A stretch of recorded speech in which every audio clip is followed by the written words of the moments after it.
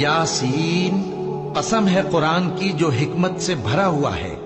ए मोहम्मद सल्लल्लाहु अलैहि वालैहि वसल्लम, बेशक तुम पैगंबरों में से हो, सीधे रास्ते पर हो।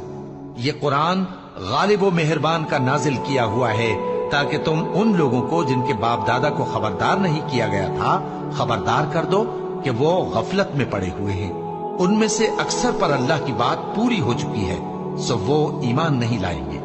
हमने उनकी गर्दनों में तौक डाल रखे हैं और वो ठोड़ियों तक फंसे हुए हैं, तो उनकी गर्दनें अकड़ी हुई हैं और हमने उनके आगे भी दीवार बना दी और उनके पीछे भी, फिर उन पर पर्दा डाल दिया तो ये देख नहीं सकते। और तुम इनको खबरदार करो या न करो, इनके लिए बराबर है, ये ईमान नहीं लाएंगे। तुम तो सिर्फ उस शख्स को खबरदार कर सकते हो जो इस नसीहत यानी कुरान की पैरवी करे और रहमान से गायबाना डरे, सो उसको मगफिरत और बड़े सवाब